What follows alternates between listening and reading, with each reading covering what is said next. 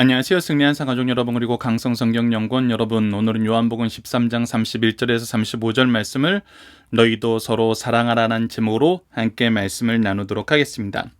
오늘 말씀은 예수님께서 새 계명을 선언하신 내용입니다.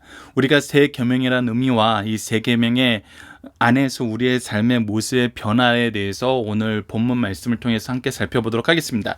31절입니다. 그가 나간 후에, 바로 가룟 유다가 나간 후에 예수께서 이르시되 지금 인자가 영광을 받았고 하나님도 인자로 말미암아 영광을 받으셨도다 라고 얘기합니다. 자, 우선 이 내용이 어떤 의미인지를 살펴봅시다. 지금 가룟 유다는 무엇하러 나간 것입니까? 예수님을 팔러 나갔습니다. 이 얘기는 뭐냐면 예수님을 고난과 죽음의 길로 들어서게 하기 위해서 나간 것입니다. 즉 예수님이 앞으로 당하실 일은 고난과 죽음의 길입니다. 근데 고난과 죽음의 길 안에서 철저하게 무엇이 이루어지냐면 예수 그리스도의 낮아지심이 더욱더 선명하게 나타납니다. 우리가 예수 그리스도의 낮아짐에 대해서 얘기할 때 단계적으로 얘기하는데 예수님께서 육체의 몸을 입고 오셨어요. 육체의 몸을 입고 오면은 하나님의 공의 안에서 선언되신 하나님의 계명 중에 반드시 이루어지는 것이 있는데 그것이 뭐냐면 부모를 공경하라는 것입니다. 예수님은 육체의 몸을 입고 태어나시기 때문에 부모를 공경하셔야 돼요. 이것은 뭡니까? 신으로서 삼위일체 하나님으로서 이 땅에 오셔서 인간을 섬기러 오는 낮아지심의 첫 번째 단계가 있는 거예요. 그리고 나서 예수님은 어떤 섬김이 있었냐면 유대 지도자들, 더 정확하게 말하면 대제사장과 바리새인들, 이들은 바로 메시아가 누구인지 분별하고 메시아를 선언하는 삶을 살아야 되는 사람들이었어요. 근데 이 유대 지도자들은 까닭없이 죄 없는 예수님을 오히려 멸시하고 사탄의 개수라고 얘기하면서 끊임없이 죽이려고 했어요. 그 왕으로 오신 분인데 오히려 멸시와 천대를 당하시는 그런 낮아지심을 보이셨어요. 그리고 지금 예수님의 낮아지심에 대해서 볼 때 예수님은 이제 죽으러 가세요. 십자가를 지러 가세요. 이것은 무엇이냐면 바로 사망 권세 안에서도 사망의 권세.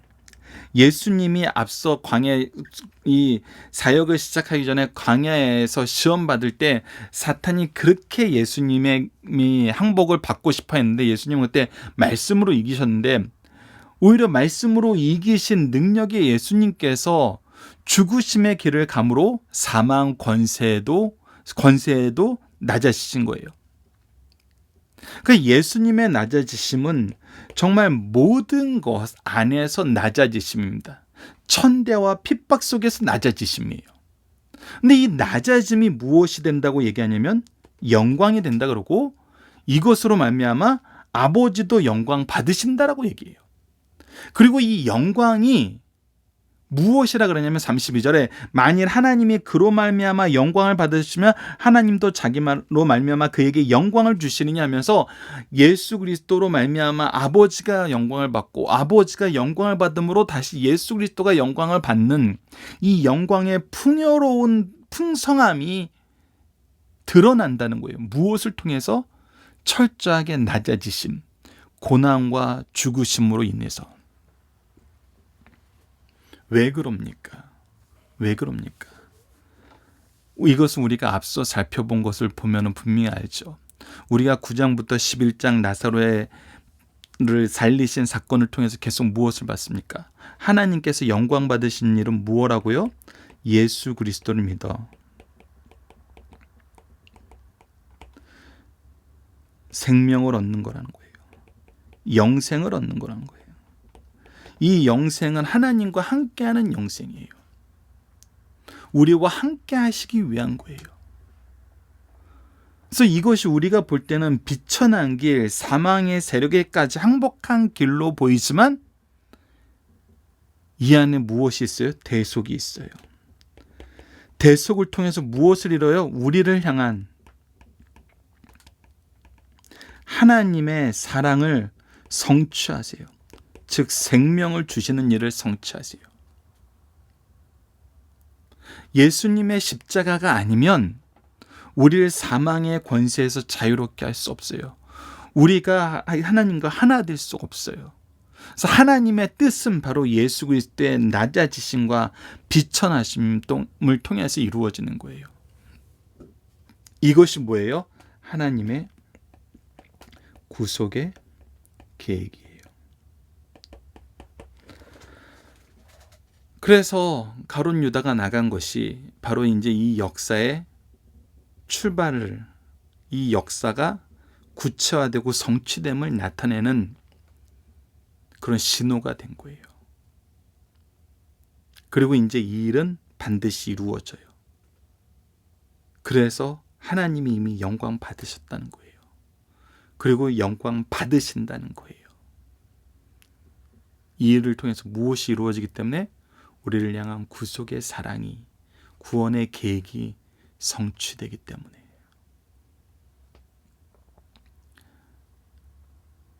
여러분들이 우리가 앞서 살펴보는 것처럼 낮아지심과 죽으심이 영광이 되는 이 역설, 이것을 기억해야 됩니다. 그리고 무슨 일이 일어나냐면 33절입니다. 작은 자들아 내가 아직 잠시 너희와 함께 있겠노라. 너희가 나를 찾을 것이나 일찍이 내가 유대인들에게 너희는 내가 가는 곳에 올 수 없다고 말한 것과 같이 지금 너희에게도 이르노라 라고 얘기합니다. 그래서 이제 잠시 내가 너희들과 헤어지는 그 사건이 이제 발생하게 된다는 거. 이거는 무엇까지 가르쳐주는 거예요? 바로 예수님의 죽으심만 얘기한 것이 아니라 예수 그리스도의 부활과 승천이 있음을 또 미리 얘기해 주는 거예요. 예수님이 찾아도 찾지 못한다는 것은 죽어서 사라지는 것이 아니에요. 예수 그리스도께서 가신다는 것은 예수님이 이제 죄와 사망의 권세에게 눌리셨으니 볼 수 없다는 거 아니에요. 오히려 부활하시고 승천하시는 예수 그리스도를 통한 구원의 성취의 역사가 이제 가까워 온다는 거예요. 대속의 사랑이 성취가 된다는 거예요. 예수 그리스도로 말미암아 우리가 구원받은 길이 열린다는 거예요. 이 구원의 길이 열렸을 때 우리가 경험하는 거, 경험하는 은혜 중에 은혜, 능력 중에 능력, 승리 중에 승리가 무엇이냐면 바로 34절과 35절입니다. 새 계명을 너희에게 주노니 서로 사랑하라. 내가 너희를 사랑한 것 같이 너희도 서로 사랑하라. 너희가 서로 사랑하면 이로써 모든 사람이 너희가 내 제자인 줄 알리라. 지난 시간에 나눴던 것처럼 예수님을 믿는 자는 예수님이 보낸 자도 영접한다 그랬어요. 예수님을 영접하는 자는 예수님이 보낸 자도 영접한다 그랬어요.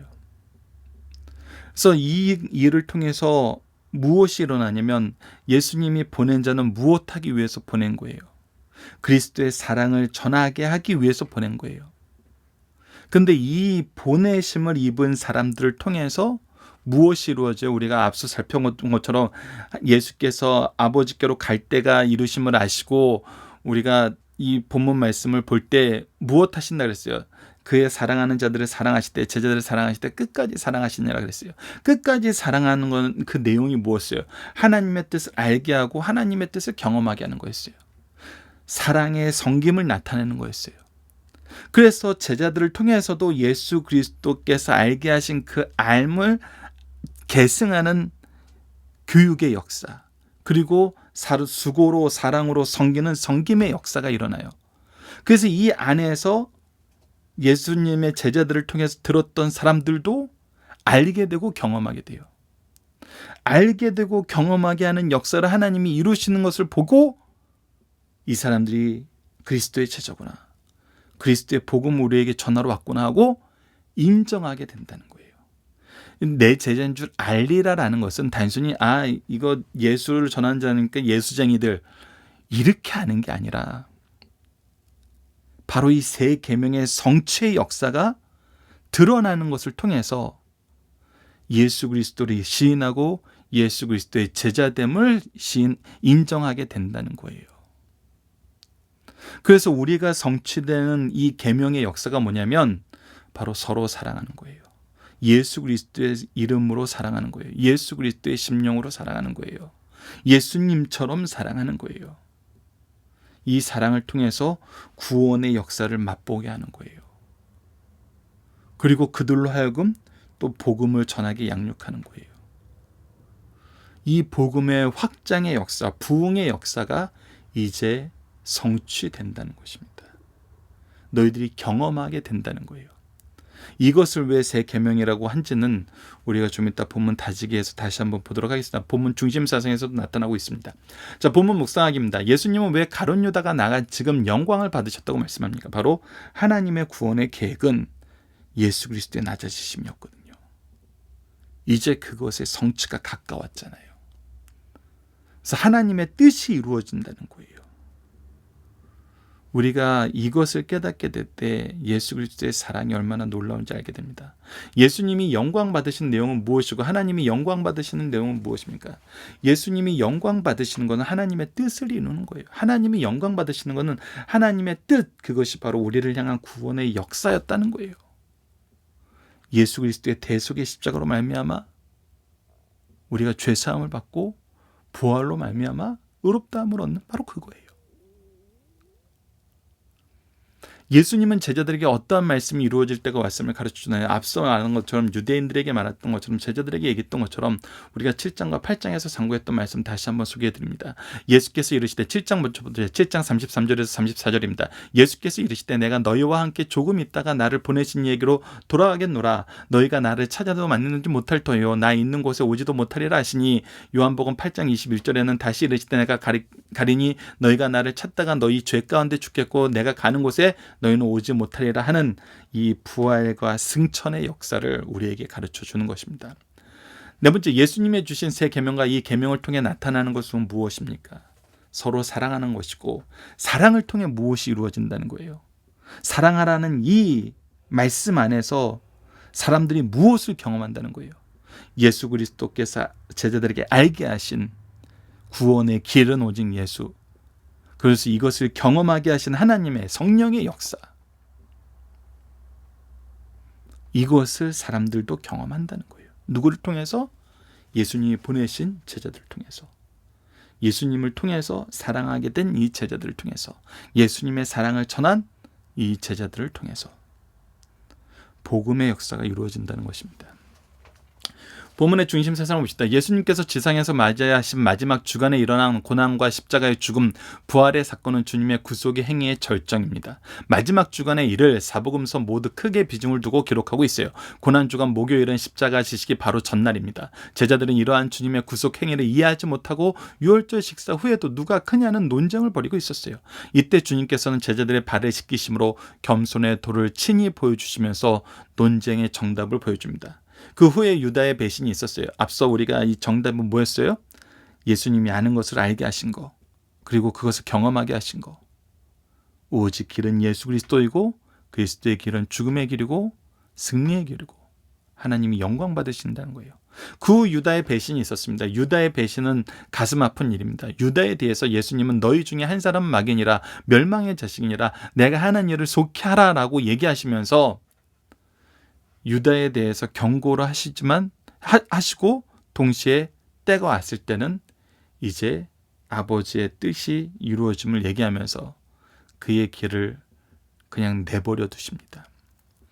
우리가 완고하게 하였다라는 표현, 출애굽기에서 바로를 향해 쓴 거, 그리고 우리가 로마서 1장 말씀에서 확인했던 것처럼 하나님께서 주신 가장 큰 징계는 그들을 완고한 상태로 내버려 두는 것입니다.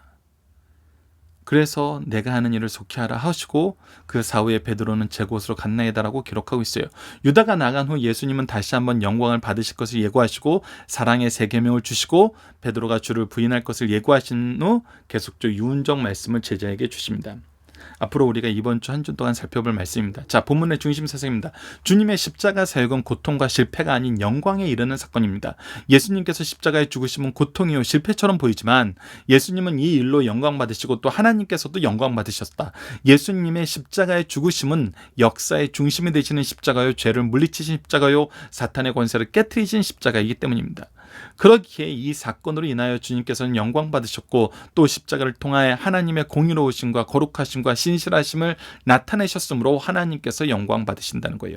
이와 동시에 우리의 인생에게는 구원의 영광을 이루게 하셨어요.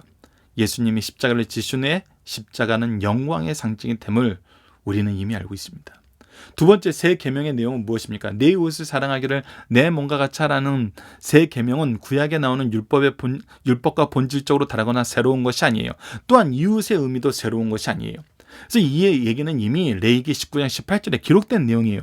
그런데 왜 새 계명이라고 했을까요?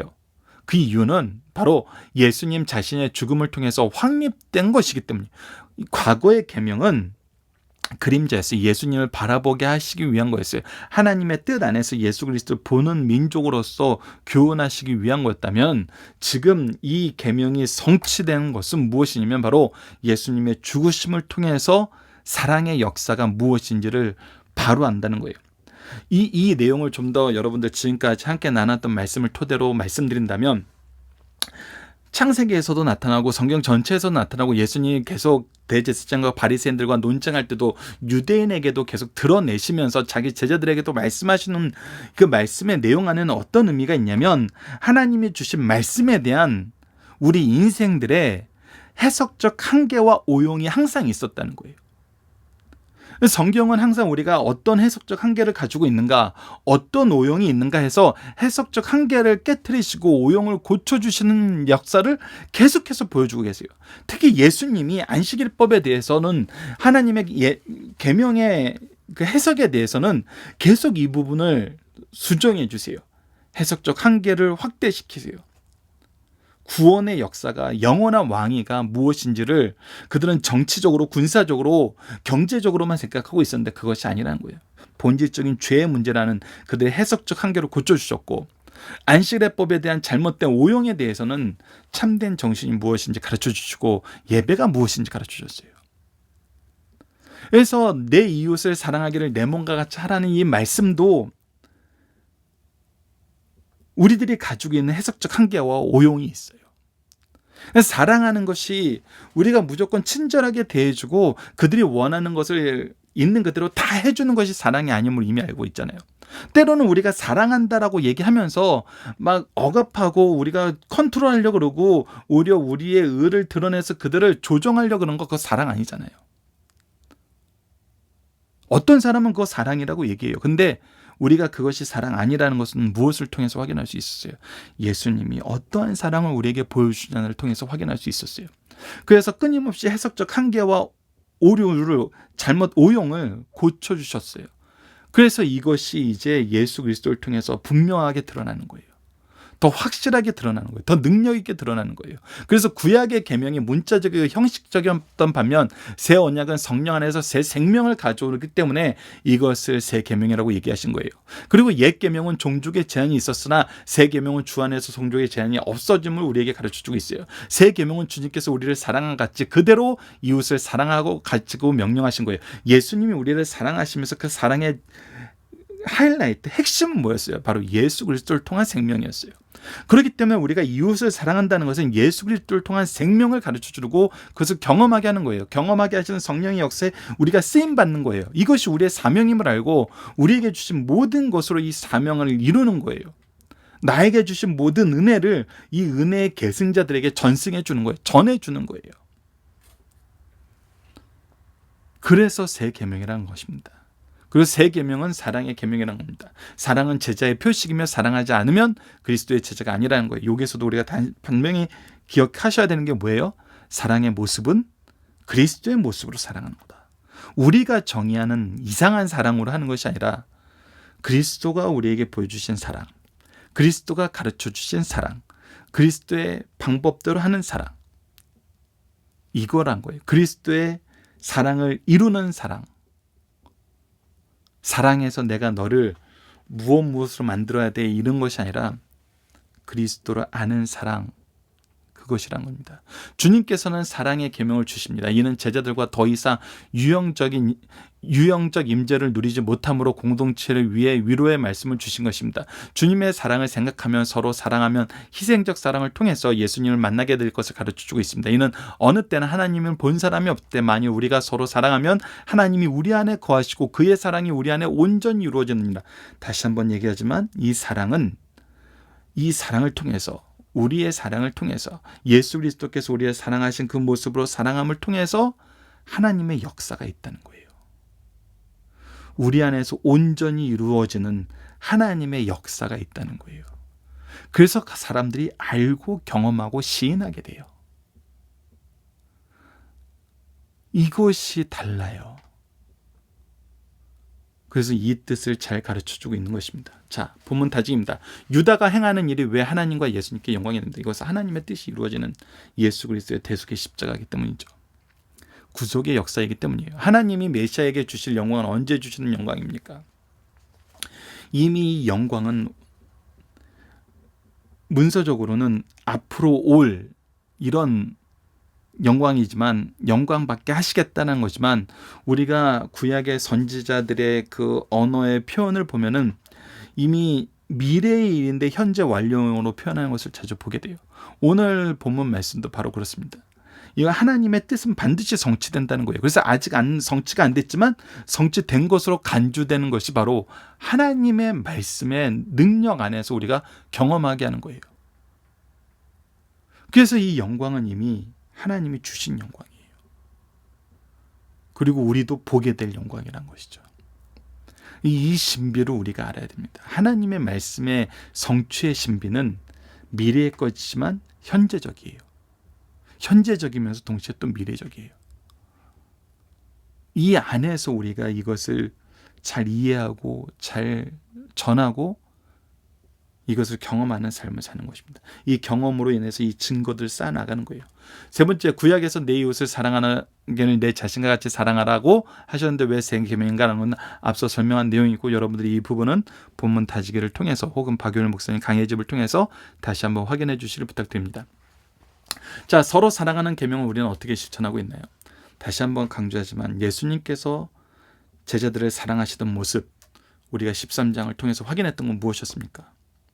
끝까지 사랑하시는 모습은 뭐였냐면 하나님의 뜻을 알게 하시고 그 사랑을 경험하게 하신 거였어요. 우리가 이 두 축이 무너지면 안 됩니다. 그래서 우리는 말씀으로 알게 하고 말씀의 증인으로서의 우리의 삶을 그들에게 경험하게 해주는 거예요. 우리의 간접 경험을 통해서 그들이 직접 경험을 하는 그런 계기를 삼을 수도 있고, 또는 직접 경험을 함께하는 그런 놀라운 풍요의 역사, 은혜의 성장의 역사, 은혜의 확대의 역사, 은혜의 재생산의 역사를 우리가 같이 경험할 수 있습니다. 예수님처럼 우리는 섬김의 사랑, 예수님처럼 끝까지 말씀으로 권면하는 사랑, 앞으로도 우리는 이 내용을 계속 확인합니다. 예수님이 얼마나 제자들에게 말씀을 가르치기 쉬지 않으시는지, 그들 위해 기도하기를 쉬지 않으시는지 우리가 14장 이후의 말씀을 통해서 계속 확인하겠습니다.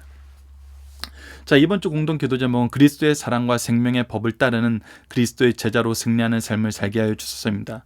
오늘 본문 말씀을 통해서는 항상 말씀을 가르치고 선포하시고 약한 것을 고치시면서 끝까지 섬김과 겸손으로 사랑을 나타내신 예수님, 오직 예수님의 마음으로, 예수님의 능력으로 예수님을 믿게 하는 복음을 위하여 영혼을 사랑하게 하여 주소서라고 기도하는 우리 승리하는 삶 가족 여러분들, 강성 성경 연구원 여러분을 내게 기도합니다. 감사합니다.